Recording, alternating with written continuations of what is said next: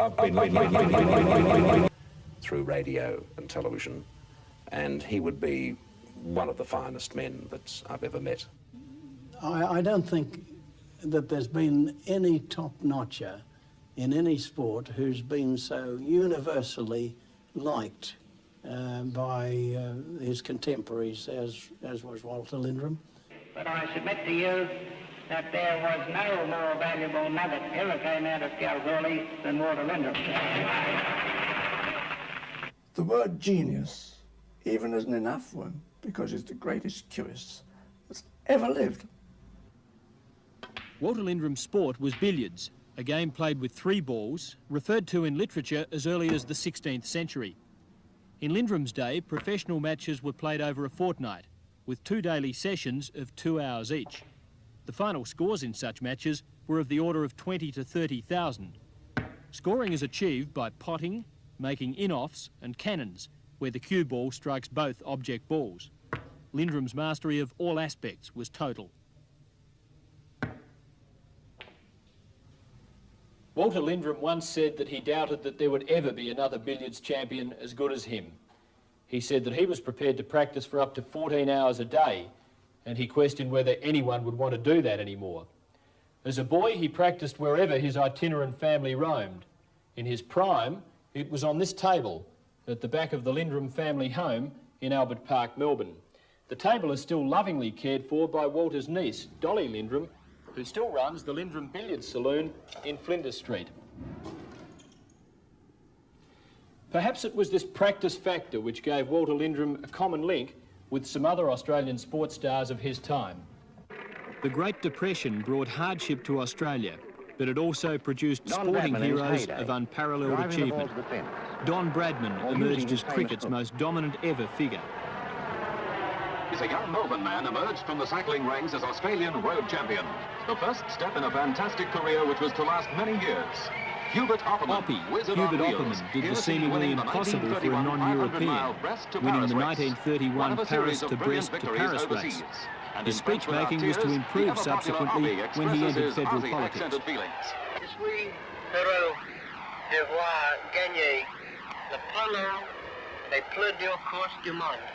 And battled the record in this valorous adversary. £10,000 that way. Far Lap, the Red Terror, earned immortality. That story has already been told on film. Here he comes now. Over near the inside rails, going easily, but Pike's not going to take any risks. He's riding him out. The others are scrambling for second and third. No danger now. Here's the post, and Pike eases him. And Walter Lindrum, who stood with the other 3 and was arguably the greatest of them all. Indeed, Sir Donald Bradman has said that Lindrum was a more proficient sportsman in his field of billiards than was Bradman at cricket.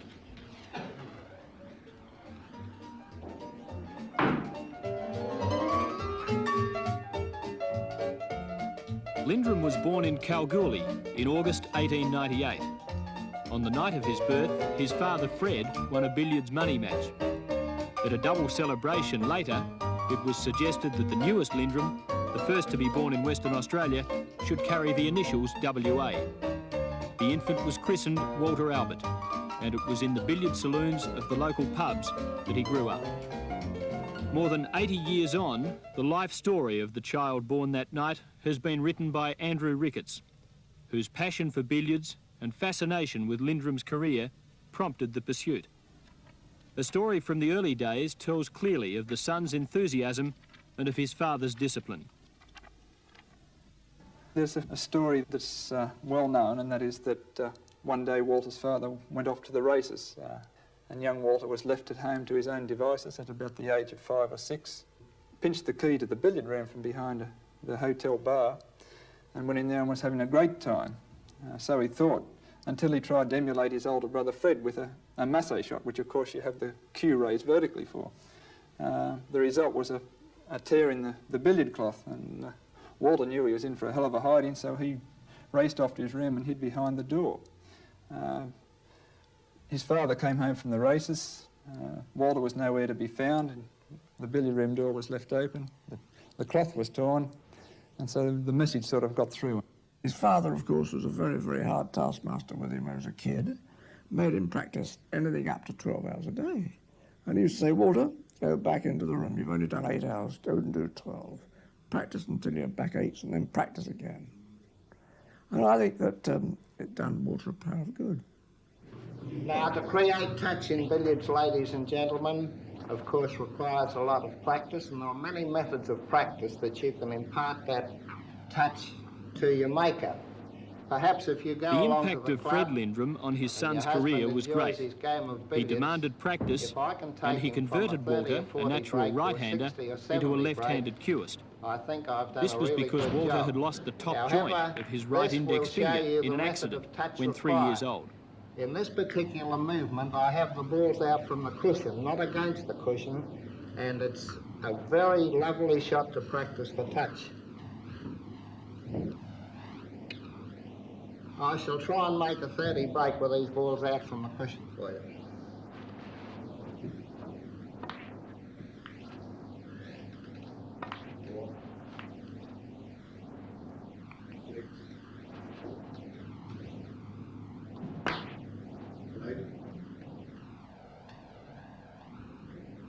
We'll start that little break again. One little shot went astray, and I think I'll have some more practice at it. 2, 4, 6, 8, 10, 12, 14, 16, 18. Again, we use the cushion. 20, 22, 24, 26, 28, 29. That is the touch that you'll find. Years of practice as a boy had produced a 30-year-old champion by 1929. In fact, Lindrum had begun playing professionally when he was 13. It was time for him to meet the world's best. Englishman Willie Smith came to Australia for a series of matches, and Lindrum agreed to a subsequent trip to England. The series in Australia produced triumph and tragedy for Lindrum against Smith, who was not the world champion, but was considered to be England's best player. Willie and Walter played 3 matches in Sydney and Melbourne. The third match in Sydney, which was to be a decider, with both players having won one of each of the 2 previous matches. And Walter's girlfriend, as she was at that stage, Rosie Coates, accompanied him to Sydney for the match. She'd been his girl for over 2 years and accompanied him on various exhibitions around New South Wales and Victoria. Rosie had been injured in a car accident in Melbourne some 2 months previously, and during the course of the match with Willie Smith, she took critically ill. Walter, despite being halfway through the match with Smith, wanted to abandon the match so that he could be with his girl. But she insisted that he go on and complete the match and win for her a silver tea service, which was one of the trophies. Finally, about the Thursday of the second week, Walter's form fell right away because Rosie had suffered a serious relapse again. And Willie Smith got within a few hundred points of him. After that particular session, Walter went to the hospital where Rosie was, and she asked him how he was performing. When she found that he wasn't playing up to his usual standard, she said to him, "Wally, you've got to make a 2,000 break for me." Now, Walter had never made a 2,000 break in his life up until that stage, but he left Rosie with the words, he said, "I'll try." And you wouldn't want to know, but in the evening session, Walter proceeded to make his first ever 2,000 break, which is some indication of what he could do when he really had to. But the very next night, after the evening session, Walter went to visit Rosie in hospital, and she turned gravely ill. She was barely conscious. He spoke a few words to her, left the hospital and returned some minutes later with an Anglican minister, and they were quietly married with just 2 witnesses to the ceremony. And it was within 3 or 4 hours of that marriage that Walter's precious Rosie passed away.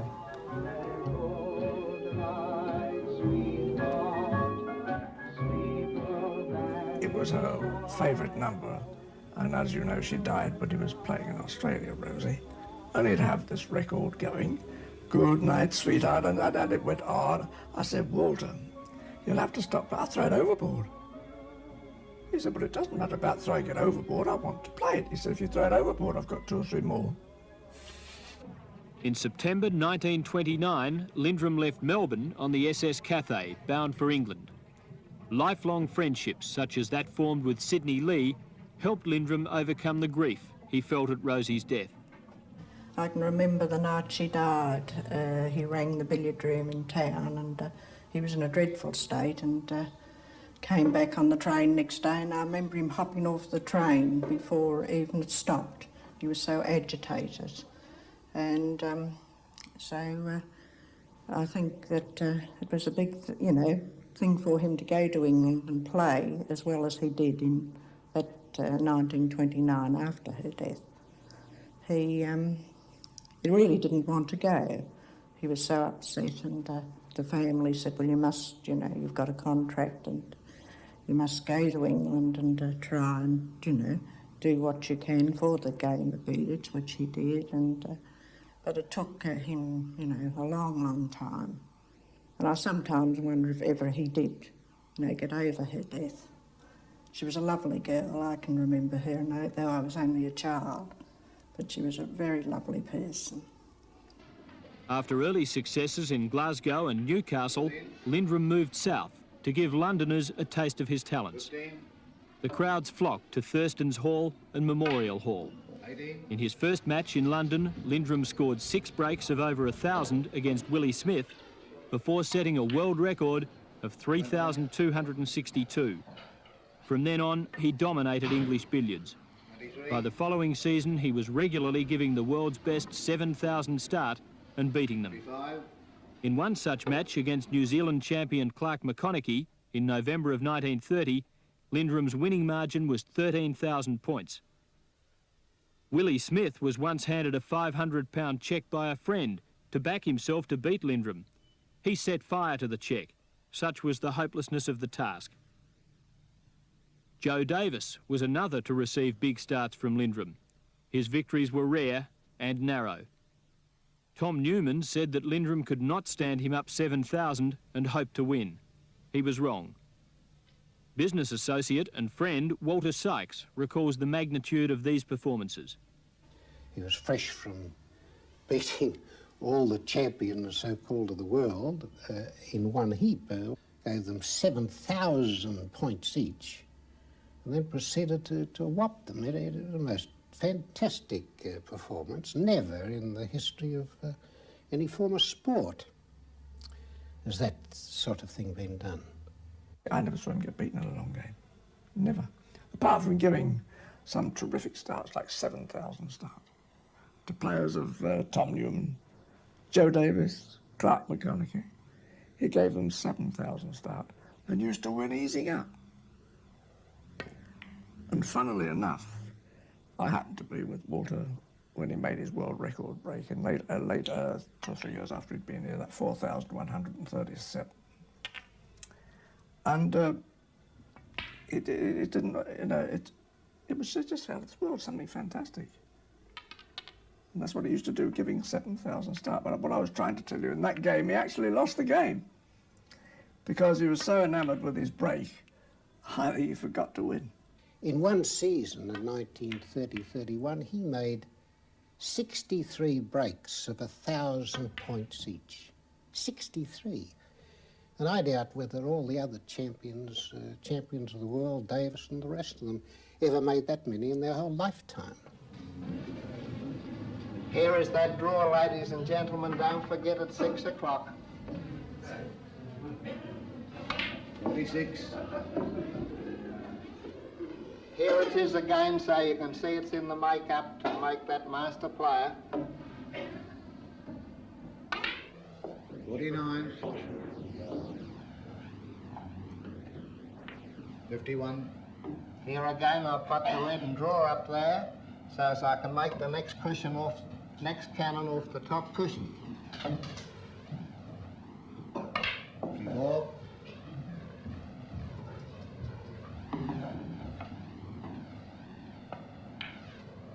56. 59.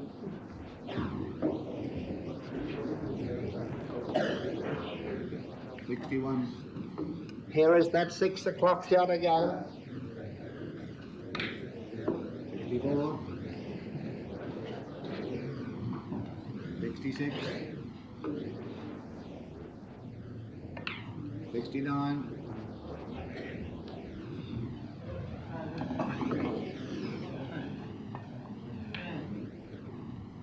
71. 74.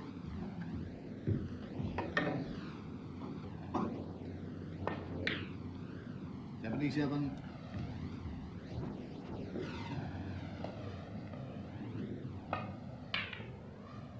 79.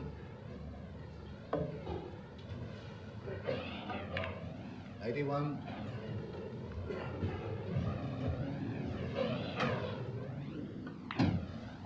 83.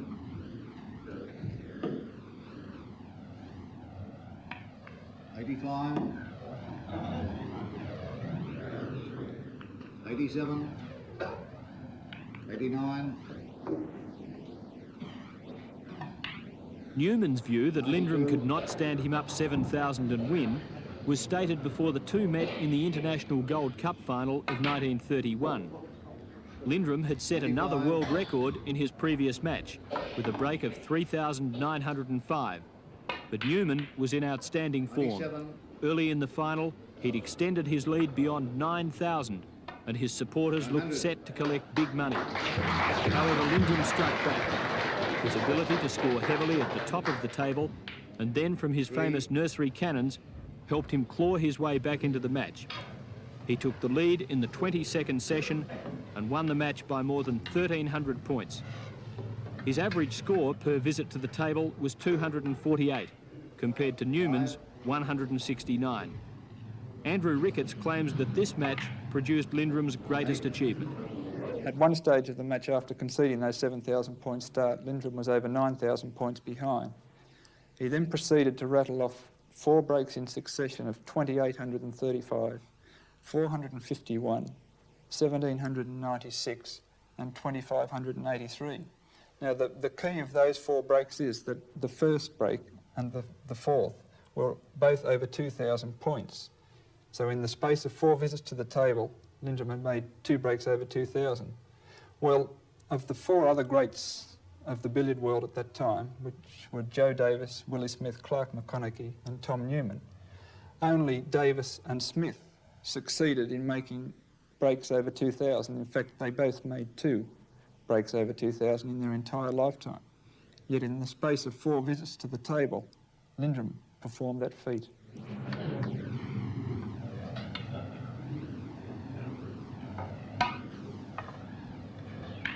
Third eye.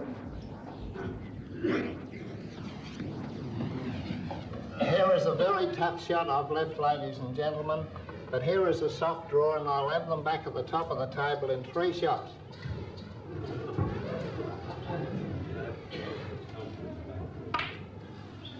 Third eye 2.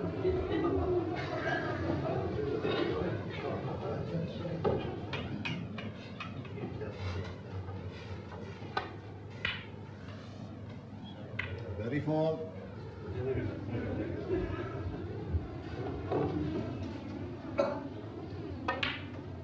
36.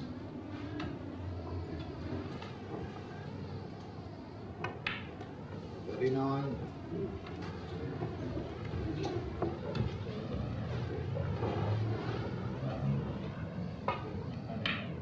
41.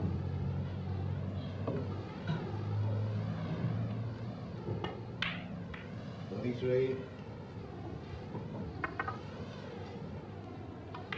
45.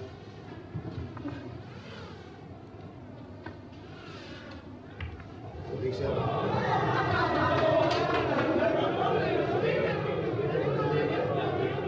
If there was a skill which placed Lindrum in a class of his own, it was his ability to score from the nursery cannon. It was this skill which caused the rules of billiards to be altered. Lindrum did not originate the nursery cannon, but he perfected it and forced his contemporaries into efforts to follow. A small few had some success. The name is derived from the effect of nursing the balls along a cushion in a succession of very delicate touch shots. Executed by a master, the shots appear simple and virtually identical. In fact, no two are the same. Some require the use of side, others do not. Strength and thickness of contact are also variable. If the cannons themselves require enormous skill, gathering the balls for them perhaps requires even greater care and expertise, remembering that an error made in the process terminates the player's break. Sadly, in the 1980s, very few players can demonstrate nursery cannons at all, let alone employ them for heavy scoring. 99. I'll conclude this break, ladies and gentlemen, at 200, so you go on just the same for 5,000.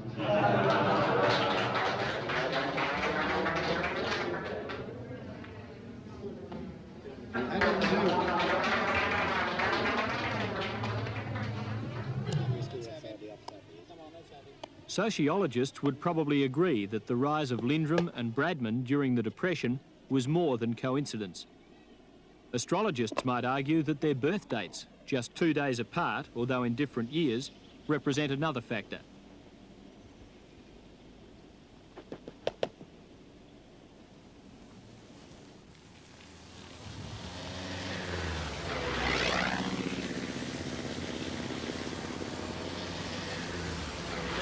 Hubert Opperman's greatest sporting feats also occurred during the Depression. He agrees that the hard times of that era had an effect, although he says there was another factor at work. I think it was because times were very difficult.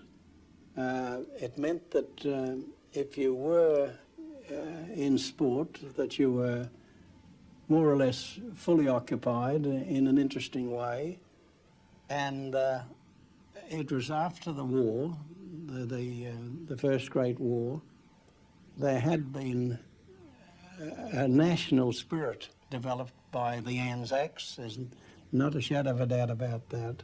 Australia was very proud of its military efforts, and it was a natural follow-on that anybody who was outstanding in sport was carrying on the Anzac tradition that Australians could compete with the rest of the world. I think there was an atmosphere in that way, and people appreciated effort and application. There was not, and I say this not a critical way, I suppose, but there is a variation today. There's a denigration today of those who get into the top class of sport. There's an analysis of them that wasn't in those ways. They wanted their sportsmen to be like Caesar's wife, beyond reproach in everything that they did. So you were on a pedestal that you felt that you had to do everything you possibly could to achieve, to maintain. Genius and the Depression, though, were not all that Lindrum and Bradman shared in common. Both were to have far-reaching effects on the sports they dominated. It's remarkable that Lindrum and Bradman came to the fore in England within 12 months of each other. And there are a number of similarities between the achievements of the two, which makes me think of them as the sporting twins of Australian sporting history. And in fact, one of those similarities is that Bradman's performances with the cricket bat were so outstanding that the bodyline bowling controversy of 1932-33 was a direct result. In Bradman's case, a tactic devised by the opposition to reduce his effectiveness. For a series, his batting average was almost halved. In Lindrum's case, the authorities instituted change. Walter Lindrum's outstanding billiards was directly led to the balk line rule in billiards. It's a well-known fact that the rules of billiards were changed to curb Walter Lindrum. It's not so well known how that was actually achieved in relation to nursery cannon play. Jim Collins was 5-time New South Wales amateur billiards champion, a sparring partner of Lindrum's in exhibition matches, and in the 1930s achieved proficiency in nursery cannon play. Well, initially there was no restraint on the number of nursery cannons. That wasn't palatable because of Lindrum's great prowess, and it was inevitable that they should try to limit them in some way. In the first instance, they required that there be a limit of 35 cannons. That was no barrier, so the next step was to impose the requirement that there had to be an indirect cannon after 35 cannons. And that, explained, means ball, cushion, ball contact, rather than any other concepts one might occur to mind. That didn't stop Lindrum. He made it quite a joke. He was able to overcome that without any difficulty at all. So the next step was to impose a requirement that the cue ball cross the balk line once in every 100 points. Now, that did have some sort of braking effect, but simultaneously it had a braking effect on all the other professionals. So it didn't achieve the desired purpose of just curbing Lindrum. They eased it out, therefore, to make it once in every 200 points. And that meant nothing to Lindrum either. He could overcome any of these. So the next step was to tighten it up and make it once in every 200 points between the mark of 180 and 200. That is in every 200 points. So you'd need to cross the balk line with the cue ball between 180 and 200, between 380 and 400, and so on. And that was in vogue till well after Lindrum's conclusion as a professional. He's long since abandoned competitive play in favour of exhibition matches and the like. And it was still in operation, as I recall, well after the war, before it was totally abandoned. There was no one to apply it to anymore. And by that time, the generation of professionals that came up with Lindrum had virtually dispersed. Lindrum was to play just 4 seasons in England, and after the war became primarily an exhibition player. These contests, such as this one with Test cricket great Keith Miller, were not always played on the billiard table. His fundraising efforts during and after the war established Lindrum's reputation as a great philanthropist. He was an enthusiast in everything that he did. Look, Walter Lindrum carried the crown in billiards. He had the focus of public attention on him with his record breaking and the ease with which he did it.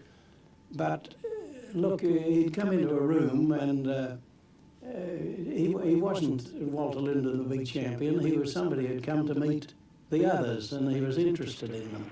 But on his charitable side and on talking of billiards and talking of sport, Lindrum was an absolute enthusiast. That's a point I think that mustn't be overlooked, that Lindrum had a great interest in other sportsmen, and he had an almost encyclopedic memory for times and distances and championships. And so amongst sportsmen, of course, he had a tremendous respect because of the, interest obviously breeds interest. In 1958, an appeal was launched in Victoria to raise funds for the fight against cancer. A sportsmen's committee, headed by Lindrum, contributed £57,000. This committee subsequently became the Sportsmen's Association of Australia. The foundation president was Walter Lindrum. At an association dinner for the Australian Test team in 1959 at the Melbourne Town Hall, the toast to the president was proposed by Lindrum's old sporting twin. Now, I don't quite know why I was chosen to propose the toast of the chairman, Walter Lindrum. The nearest reason I could get to it was the fact that I was born on the 23rd 27th of August, and Walter was born on the 29th of August. It becomes apparent from historical film available for this story that Lindrum earned universal respect and affection, not only from those in the sporting world and not just from those of his era.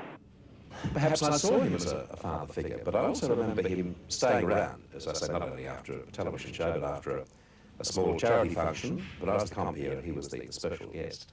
And he was supposed to leave at 4 o'clock in the afternoon. He stayed there until 6 o'clock in the evening, talking to everybody. Anybody who wanted to ask anything of him or just be seen with Walter Lindrum, he didn't mind. And a fortnight prior to this, I'd been at another charity function. I was going to say similar, but it was quite dissimilar. It was at either the stadium, now known as Festival Hall, or perhaps it was the Melbourne Town Hall, I can't recall. But there are thousands upon thousands of people there. And what I remember, his attitude at this huge function, which everybody knew was going to get a lot of coverage in the press and also on television, his attitude there was exactly the same as it was going to be, as I discovered in a fortnight's time, at a very small function in Fitzroy for 200 people, which would get no press coverage at all. That was the sort of bloke I found him to be. Lindrum's efforts during World War II are estimated to have raised £500,000 for various organisations. His exhibition play, while perfect for money-raising purposes, was not the stuff to hone his game to its pre-war sharpness. He withdrew from a planned showdown with the American billiards champion Willie Hopper, preferring to rest on his record and avoid damaging a great reputation. In doing so, he knocked back financial security, which he never achieved. He continued to donate his services to any worthwhile cause when approached, refusing to accept payment for his services.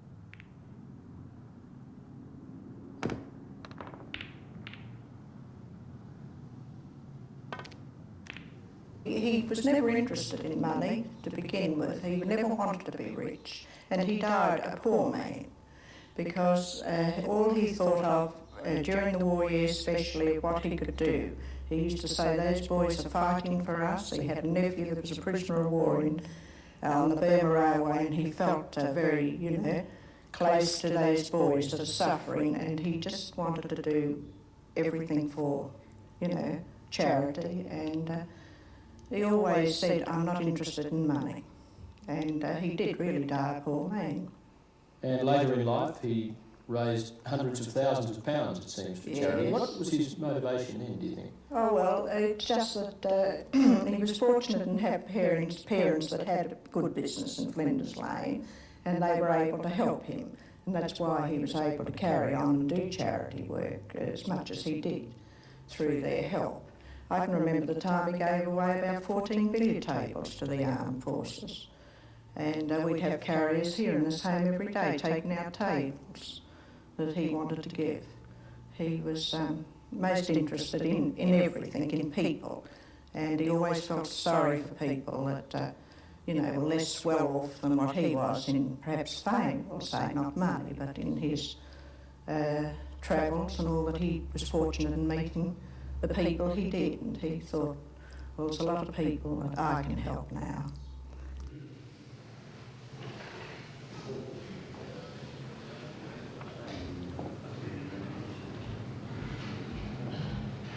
Now, this is very important for all the chaps that play snooker in the clubs, for the ladies for that matter in their homes. If ever the balls line up and you want a swerve of a masse shot, the striking point can only be in the one place, either 2 o'clock or 10 o'clock. If I want to swerve to the right, that is, swerve all over the place, get out of any snooker, my striking point is at 2 o'clock. If I want to swerve to the left, my striking point is 10 o'clock. So you can see that in the course of all the shots on a billiard table, every part of that ball, which you must imagine as a clock, plays a very big part with spin, draw, many things around the cue ball that happens if you can only find a way of using that clock. Here is an example, a shot at 2 o'clock.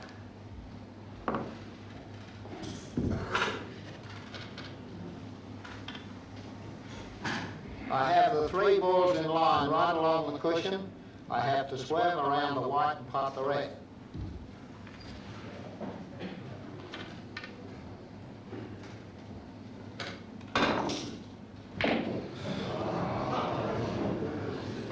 Lindrum's success as a fundraiser was achieved through great skill and generosity, and a third asset, a sense of humour. This time by going around the white in the centre of the table at 10 o'clock. So you can see that if you ever get snookered, the point is 2 o'clock or 10 o'clock.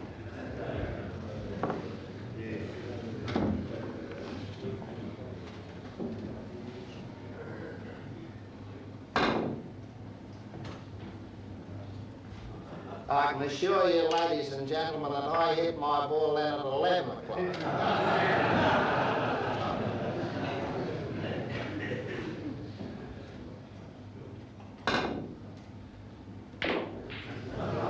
I hit at that time at 10 o'clock.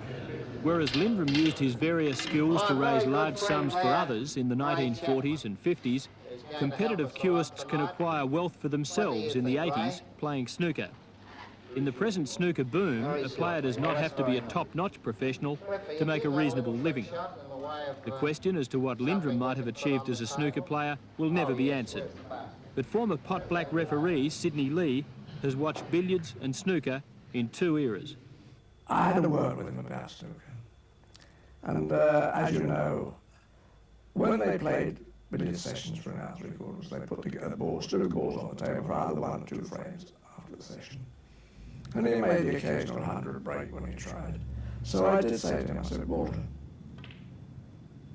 would you ever be a good snooker player? And how would you fare with Joe Davis? He said, I'd do the same with him as I'd done at billiards.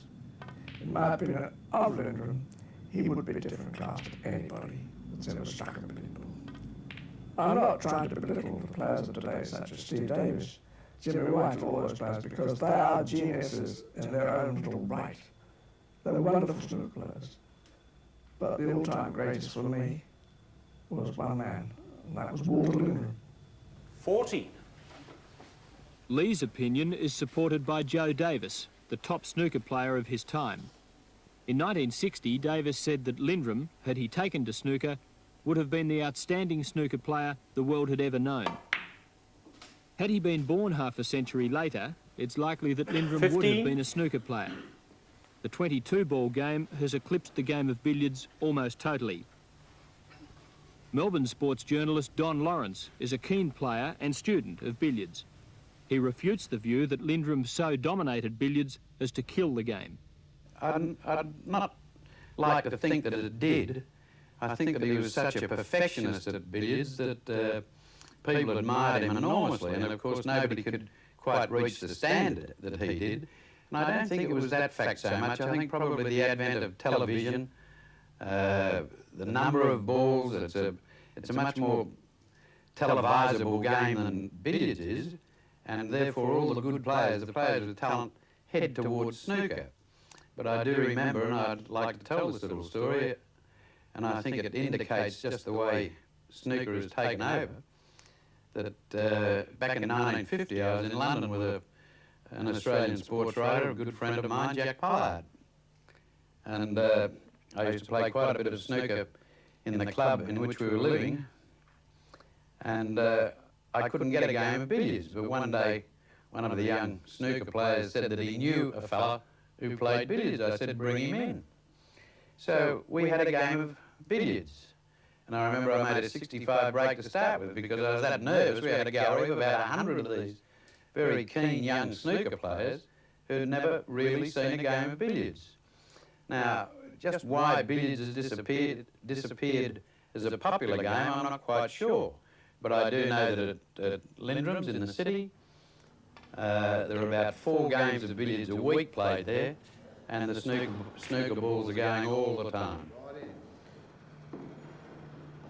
Lindrum's billiard saloon these days is the venue for far more snooker than for the sport it was established to encourage. And yet the era of highly professional snooker does not alter the atmosphere of such an establishment. Like racing, the sport of kings, the queuing sports know no socio-economic barriers. In fact, billiards literally became the sport of kings on February the 19th, 1931. Walter Lindrum was officially summoned to give a special performance for King George V and Queen Mary at Buckingham Palace. He rang his tailor in London and ordered a new suit, and spent time practicing his trick shots in complete privacy in order to have each shot perfect for the palace. After giving a performance to the King and Queen of over an hour, the King presented Walter with a set of cufflinks, and that pair of cufflinks became almost an essential part of Walter's attire for every exhibition and performance during the rest of his career. Born in Kalgoorlie to a family of moderate means, Lindrum grew to walk with kings and prime ministers. The British Prime Minister Ramsay MacDonald entertained him at dinner at 10 Downing Street, and Sir Robert Menzies regarded Lindrum as a friend.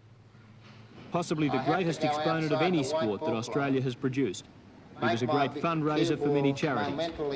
In 1951, he was awarded an MBE, and in 1958, an OBE. But the world's greatest cueist never became Sir Walter Lindrum. A knighthood came through for him, and Sir Robert Menzies called him to the Windsor Hotel on a Sunday morning, and he asked him if he was living with his wife, and Walter said, "No, Sir Robert, I'm divorcing, getting a divorce," and he said, "Well, I've got some news for you, that a knighthood has come through, but I will not be able to give it to you, because in those days the royal family did not believe in divorce." But he did say to Walter, "Perhaps in 5 or 6 years you will get it. Things will change." And that was the sad part of Walter's career, because so many letters had gone to government, why not other sportsmen and not Walter Lindrum? And not many people realise that was the story. Was he hurt by that? I think he was sad. I can remember him walking in home on the Sunday after he'd been to the Windsor, and he just went to his room, and that was sad for him, because I think he richly deserved it. There's no doubt that Prime Minister Menzies wished that his friend Lindrum be knighted. Lindrum had done more than earn Menzies' respect with his skill and personality. He'd actually done the PM a political favour. It happened after the declaration of war in 1939, when Menzies had introduced the National Security Bill into the House. Labor firebrand Eddie Ward let it be known that he would oppose every section of the Act, making for a drawn-out debate. Menzies wished to avoid that, as he was due to travel to Perth, and he sought Lindrum's assistance. It was Lindrum's job to lure Ward into a billiards game during the parliamentary luncheon recess, and hopefully detain him for the afternoon.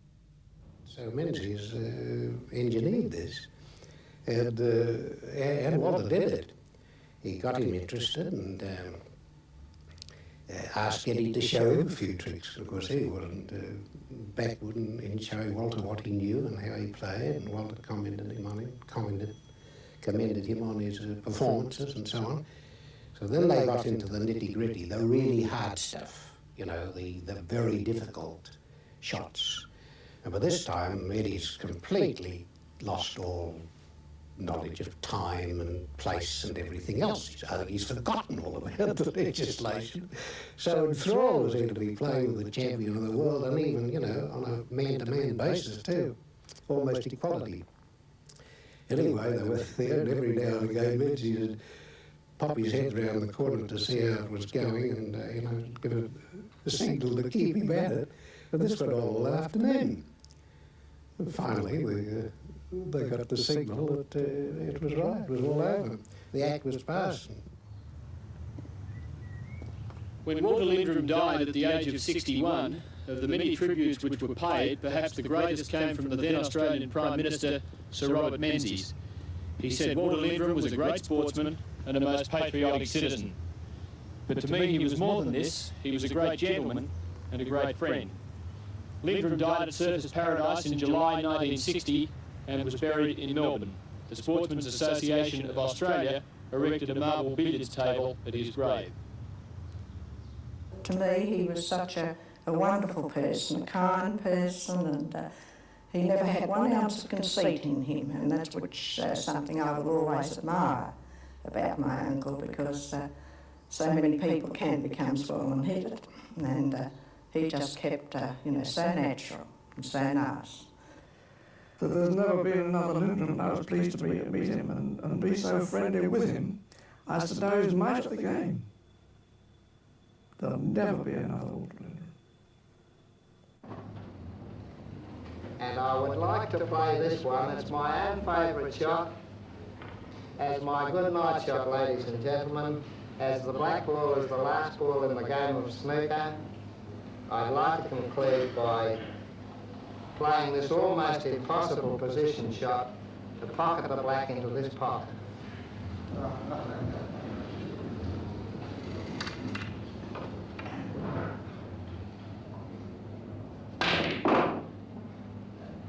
I was potting the red over there to show you the line that I couldn't get.